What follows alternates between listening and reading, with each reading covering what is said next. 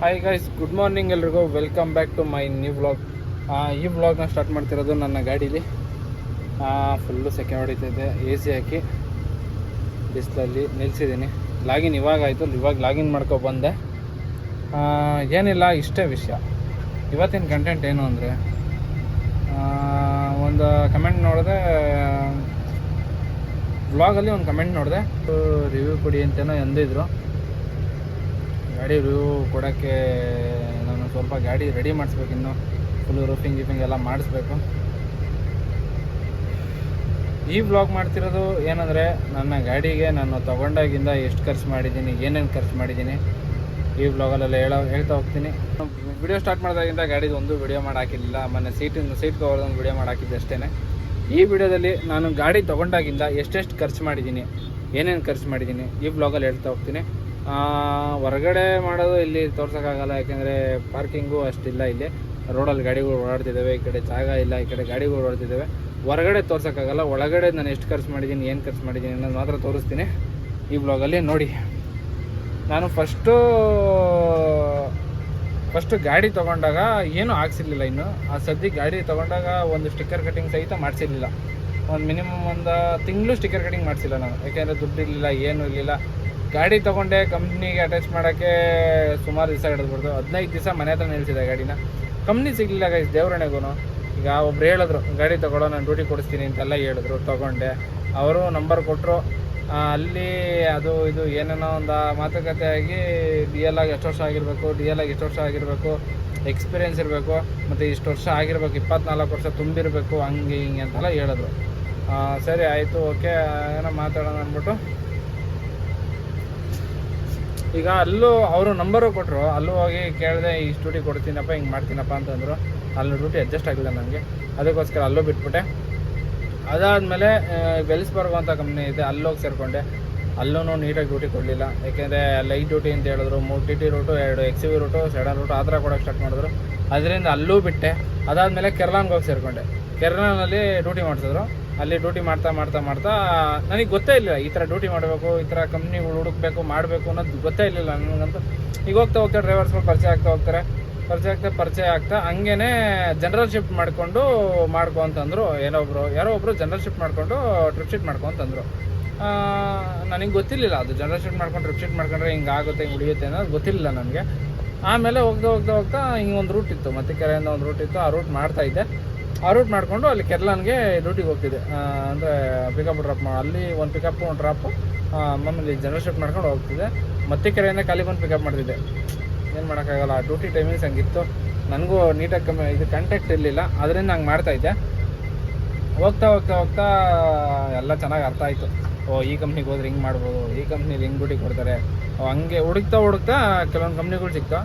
ಆಮೇಲೆ 3 ಕಂಪ್ನಿ ಅಂತ ಹೇಳಿ 3 ಕಂಪ್ನಿ ಮಾಡಿಕೊಂಡೆ. 3 ಕಂಪ್ನಿ ಮಾಡ್ಕೊಂಡು ಡ್ಯೂಟಿನೂ ಮಾಡ್ತಾಯಿದ್ದೆ.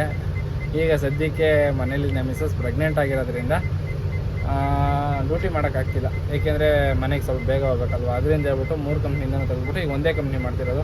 KPMGಲಿ 90,000 ಪ್ಯಾಕೇಜ್ ಅಂತ ಇಂಡಕ್ಷನ್ ಮಾಡಿಕೊಂಡೆ. ಅಲ್ಲಿ ನೋಡಿದ್ರೆ ಟ್ರಿಪ್ ಶೀಟ್ ಕೊಡ್ತಾರೆ. ಒಬ್ರಿಗೆ ಪಿಕಪ್ ಡ್ರಾಪು 3,000, ಇಲ್ಲೊಂದು ಮಾಡಿದ್ರೆ 1,050 ರೂಪಾಯಿ, ಅದು 90,000ಕ್ಕೆ ಬರುತ್ತೆ ಅದನ್ನು. ಅದಕ್ಕೋಸ್ಕರ ಈಗ ಸದ್ಯಕ್ಕೆ ಒಂದೂವರೆ ತಿಂಗಳು ಈ ಥರ ಇದೆ. ಒಂದೂವರೆ ತಿಂಗಳು ಅದಕ್ಕೆ ತಲೆ ಕೆಡಿಸ್ಕೊಳ್ಳೋದು ಇದೆ, ಹಿಂಗೆ ಮಾಡ್ತೀನಿ. ಆಮೇಲೆ ಶ್ರೀಮಂತ ಮಾಡಿ ಊರಿಗೆ ಕಳ್ಸಿದ ಮೇಲೆ ಡ್ಯೂಟಿ ಸ್ಟಾರ್ಟ್ ಮಾಡಬೇಕು. ಮತ್ತೆ ಮಾಡಲೇಬೇಕು ಡ್ಯೂಟಿನ, ಇಲ್ಲ ಅಂದರೆ ಹೆವಿ ಕಷ್ಟ ಗಾಯ್ಸ್. 45,000 EMI ಕಟ್ಕೊಂಡು ಮನೆ ಕಮಿಟ್ಮೆಂಟು, ಹಾಸ್ಪಿಟ್ಲು ಕಮಿಟ್ಮೆಂಟು, ಎಲ್ಲ ಕಮಿಟ್ಮೆಂಟು ತೀರ್ಸೋಕ್ಕಾಗಲ್ಲ. ಗಾಡಿ ಮಾಡೋರು ಯೋಚನೆ ಮಾಡಿ ಗಾಡಿ ಮಾಡಿರಿ.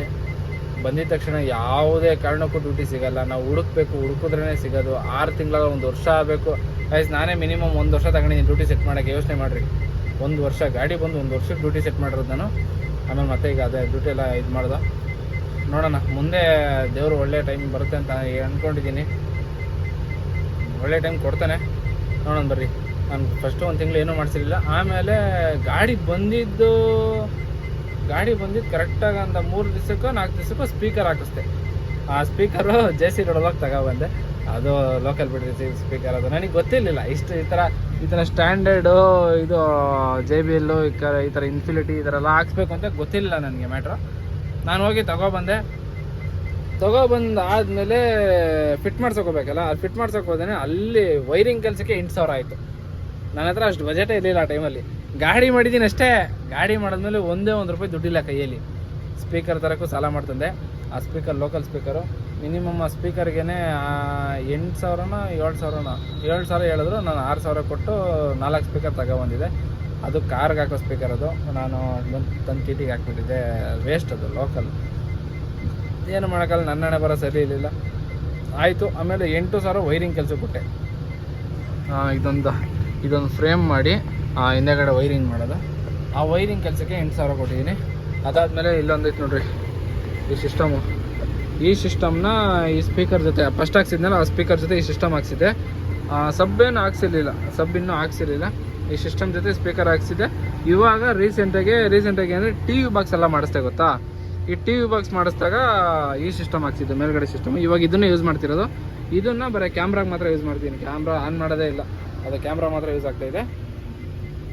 ನಾನು ಈ ಸ್ಪೀಕರ್ಗೆ 13,000 ಕೊಟ್ಟಿದ್ದು. ಇಲ್ಲಿದೆಯಲ್ಲ ಈ ಸ್ಪೀಕರು 4 ಸ್ಪೀಕರ್ಗೆ ಸೇರಿ 13,000 ಕೊಟ್ಟಿದ್ದು.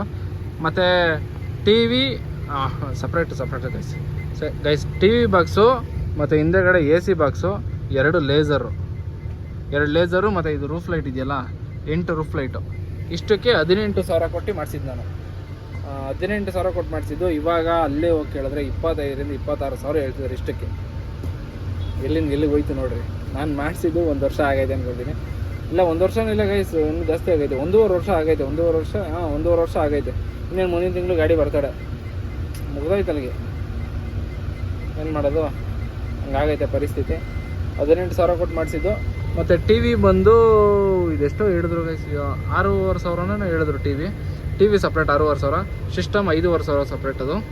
ಮತ್ತು ಇದು ಫ್ಯಾನ್ ಬಂದು ಫ್ಯಾನೇ 1,500 ಹೇಳಿದ್ರು ಗೈಸ್. ಇದು ಫ್ಯಾನ್ 1,500. Speaker 13,000 speaker. ಅಲ್ಲಿಗೆ ಎಷ್ಟಾಯಿತು ಗೈಸ್? ಫಸ್ಟು ಸ್ಪೀಕರ್ ತಂದಿದ್ದು 6,000 ಗೈಸ್. ಎಷ್ಟಾಯಿತು ಅಂತ ಟೋಟಲ್ ಲೆಕ್ಕ ಹಾಕ್ಬಿಟ್ಟು ಹೇಳ್ತೀನಿ ರೀ ನಿಮಗೆ. ಒಳಗಡೆ ನಾನು ಕೆಲಸ ಮಾಡಿಸಿರೋದು ಫುಲ್ಲು ಗೈಸ್. ಫಸ್ಟು ಸ್ಪೀಕರ್ಗೆ 6,000 ಪ್ಲಸ್ಸು ಅದು ಸಿಸ್ಟಮ್ ಅದು 5,000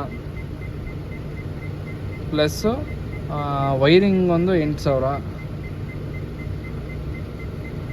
8,000 ಇಷ್ಟು 19,000 ರೂಪಾಯಿ. ಅಂದರೆ 11,000 ಸುಮ್ಮನೆ ವೇಸ್ಟಾಗಿ ಖರ್ಚಾಗಿರೋದು. ಯೂಸ್ ಮಾಡ್ತಿಲ್ಲ ಅದನ್ನು ಅಷ್ಟೇ. ಅದು CC ಇದು ಹಿಂದೆಗಡೆ ಕ್ಯಾಮ್ರಾ, ರಿವರ್ಸ್ ಕ್ಯಾಮ್ರಾ ಐತೆ. ಅಷ್ಟೂ ಸುಮ್ಮನೆ ವೇಸ್ಟಾಗಿ ಯೂಸ್ ಮಾಡ್ತಿರೋದು, ಅಂದರೆ ಯೂಸ್ ಇಲ್ಲ ಅದು. ಅದು ಬಿಟ್ಟರೆ ಇನ್ನು ಅದು ಸೋನಿ ಸಿಸ್ಟಮ್. ಅದು ಇನ್ನು ಅದು Sony system 5,500.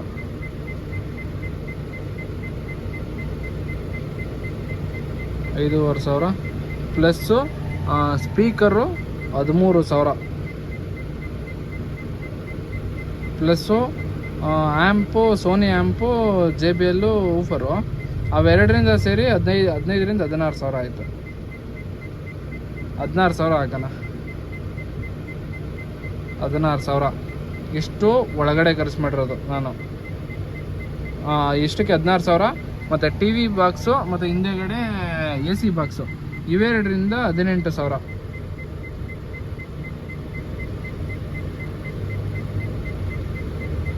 18,000 plus TV ಒಂದು ಅದು ಒಂದು 5,500 ಹಾಕೋಣ ಅಷ್ಟೇ. 5,500 ಅಷ್ಟೇ ಗೈಸ್.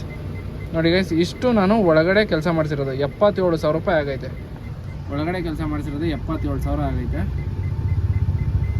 ಇನ್ನು ಈಚೆ ಮಾಡಿಸಿರೋದು ಗೈಸ್, ಸೇರಿದ್ರೆ ಅದು ಹತ್ತತ್ರ 1.5 ಆಗೈತೆ. ಈಚೆ ಮಾಡಿಸಿರೋದೆಲ್ಲ ಸೇರಿದ್ರೆ 1.5 ಗಂಟೆ ಮುಟ್ಟೈತೆ ಅಷ್ಟೇ ಗೈಸ್. ಇನ್ನು ಒಳಗಡೆ ಇಷ್ಟ ಕೆಲಸ ಮಾಡಿಸಿರೋದು ನಾನು 77,000 ರೂಪಾಯಿ ಕೆಲಸ ಮಾಡಿಸಿದ್ದೀನಿ. ಈ 77,000 ರೂಪಾಯಿಗೆ ರೂಫಿಂಗ್ ಸಮೇತ ಮುಗಿದೋಗಿರೋದು. ಏನು ಮಾಡ್ತೀರಾ, ಟೈಮ್ ಸರಿ ಇಲ್ಲ. 55,000 ರೂಫಿಂಗು, ಇನ್ನು ಮಿಕ್ಕಿ ಸಿಸ್ಟಮ್ ಐಟಮ್ಗೆಲ್ಲ ಸೇರಿ ಒಂದು 40,000 ಆಗಿದ್ರೆ, ಇನ್ನೊಂದು 10,000 ಇದಕ್ಕೆ ಹಾಕಿದರೆ ರೂಫಿಂಗ್ಗೆ ಮುಗಿದೋಗಿರೋದು. ಯೋಚನೆ ಮಾಡಿ ಮಾಡಿಸ್ಕೊಡ್ರಿ. ಏಕೆಂದರೆ ಕಡಿಮೆ ರೇಟ್ಗೆಲ್ಲ ರೂಫಿಂಗ್ ಮಾಡಿಸ್ಕೊಡ್ತಾರೆ ಈಗ. 55,000ರಿಂದ 60,000ಕ್ಕೆಲ್ಲ ರೂಫಿಂಗ್ ಆಗ್ತೈತೆ. ಯೋಚನೆ ಮಾಡಿ ಮಾಡಿಸ್ಕೊಡ್ರಿ. ಯಾಕೆಂದರೆ ಇನ್ವೆಸ್ಟ್ಮೆಂಟ್ ನೀವೇ ಮಾಡೋದು, ನಿಮ್ಮ ಗಾಡಿಗೆ ಮಾಡೋದು, ಬೇರೆ ಯಾರ ಗಾಡಿಗೂ ಮಾಡಲ್ಲ. ಗಾಡಿ ಚೆನ್ನಾಗಿದ್ರೆ ತಾನೇ ಬಾಡಿಗೆ ಬರೋದು ನಮಗೂ. ಆ ಥರ ಯೋಚನೆ ಮಾಡಿ ಮಾಡಿಸ್ಕೊಡ್ರಿ.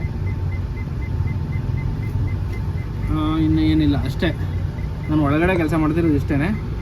ಈಚೆ ಕೆಲಸ ಮಾಡಿಸಿರೋದು ಅದೊಂದು ಸಲ ಕೊಡಿಸ್ತೀನಿ ಬೇಕು. ಅದು ಈಚೆ ಕೆಲಸ ಮಾಡಿರೋದು ಒಂದು ಸಲ ಅದನ್ನು ಹೇಳ್ತೀನಿ, ಏನೇನು ಮಾಡಿಸಿದ್ದೀನಿ, ಏನೇನಾಗೈತೆ ಅಂತ. ಇನ್ನೊಂದು ರೂಫಿಂಗ್ ಗಾಡಿದೊಂದು ತೋರಿಸ್ಬೇಕಲ್ಲ ನಿಮಗೆ. ಕುಳ್ಳೂನ್ ಗಾಡಿ ಬರುತ್ತಲ್ಲ, ಕುಳ್ಳೂನ್ ಗಾಡಿದೊಂದು ರಿವ್ಯೂ ಕೊಡ್ತೀನಿ. ಗಾಡಿದು ಫುಲ್ಲು ಕುಳ್ಳೂನ್ ಗಾಡಿದು ಏನೇನೈತೆ ಎಲ್ಲ ರಿವ್ಯೂ ಕೊಡ್ತೀನಿ,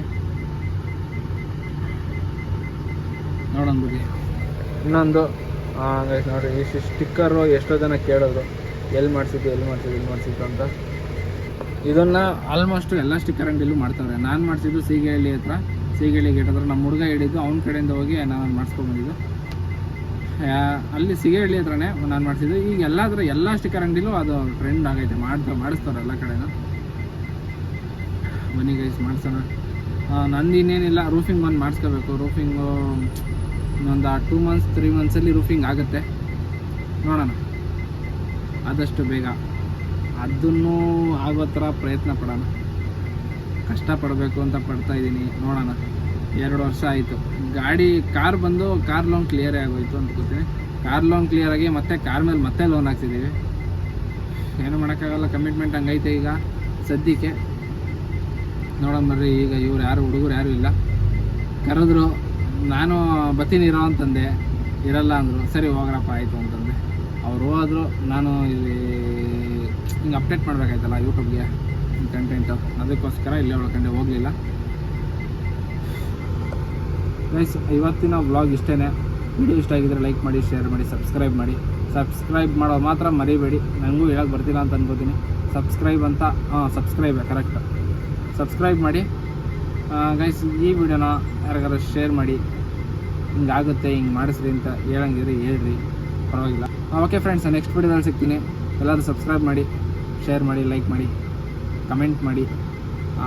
ನೆಕ್ಸ್ಟು ಯಾವ ಥರ ಕಂಟೆಂಟ್ ಕೊಡ್ಬೋದು ಅಂತ ಯಾರು ಗೊತ್ತಿದ್ರೆ ಒಂಚೂರು ಸಜೆಷನ್ ಕಮೆಂಟ್ ಮೂಲಕ ತಿಳಿಸ್ಕೊಡಿ. ಅದನ್ನೇ ಟ್ರೈ ಮಾಡ್ತಾ ಹೋಗೋಣ.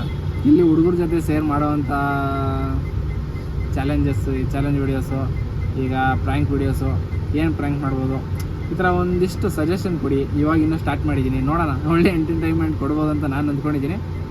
ನೋಡೋಣ ಗೈಸ್, ಕಮೆಂಟ್ ಮಾಡಿ ಯಾವ ಥರ ವೀಡಿಯೋ ಬೇಕು ಅಂತ. ಅದೇ ಥರ ವೀಡಿಯೋ ಕೊಡೋಕ್ಕೆ ಟ್ರೈ ಮಾಡ್ತಾ ಹೋಗ್ತೀನಿ. ಓಕೆ ಫ್ರೆಂಡ್ಸ್, ಬಾಯ್.